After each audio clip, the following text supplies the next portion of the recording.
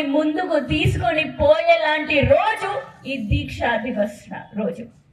ఎందుకంటే ఆయన ప్రాణాలని సైతం పణంగా పెట్టి ఉంటే ఉండని పోతే పోని అని ప్రాణాలనే మన కోసం, మన తెలంగాణ రావడం కోసం పోరాటం చేసినటువంటి వ్యక్తి కేసీఆర్ గారు.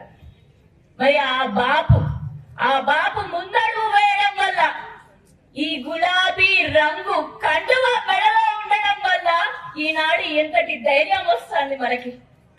ఒకనాడు ఒంటరిగా బయలుదేరిండు, గులాబీ రంగు పార్టీ ఒంటరిగా పెట్టిండు. ఆ ఒకరుగా మారి నేడు కోట్లాది మంది బీఆర్ఎస్ పార్టీ, టిఆర్ఎస్ పార్టీని తెలంగాణ వచ్చే విధంగా తెచ్చిపెట్టిండు. 1300 మంది ఆత్మ బలిదానం చేస్తే ఏర్పడ్డ తెలంగాణ. కానీ నేడు ఏమైపోయింది ఆ తెలంగాణ? ఏమైపోయింది ఆ తెలంగాణ? నేటి తెలంగాణలో 50 మంది మన తెలంగాణ పసి బిడ్డలు ఆత్మహత్యలు చేసుకుంటున్నారు. పురుగుల అన్నం తిని సస్తాలు. మరి ఆ విధంగా వాళ్ళు సస్తాలా, సంపుతారు. సంపేది ఇంకెవరో కాదు, నేటి కాంగ్రెస్ ప్రభుత్వమే. ఈ రేవంత్ రెడ్డి గారి ప్రభుత్వమే మన పిల్లల మరణానికి కారణమైతుంది. మరి ఆ మరణానికి కారణమవుతున్న దాంట్లో మన తెలంగాణ ప్రజల వాటా ఉందనుకుంటారా, లేదనుకుంటారా?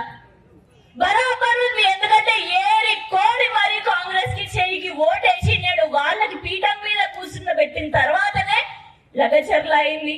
50 మంది విద్యార్థులు చచ్చిపోయేళ్ళు, వేలాది మంది విద్యార్థులు పొట్టబట్టుకొని కన్నీరు పాలవుతూ హాస్పిటల్లకి పరుగులెత్తుతున్నారు. హాస్పిటల్లో గర్భిణీ స్త్రీలు మరణిస్తున్నారు. మరి మన బాధ్యత కూడా, ఏ చేతితోటైతే చెయ్యికి ఓటేసి కాంగ్రెస్ ప్రభుత్వాన్ని అక్కడ పెట్టినామో, మరి ఆ తెలంగాణ ప్రజలు నేడు మళ్ళా తిరగబడాలంటే మళ్ళా ఏ రంగు జెండా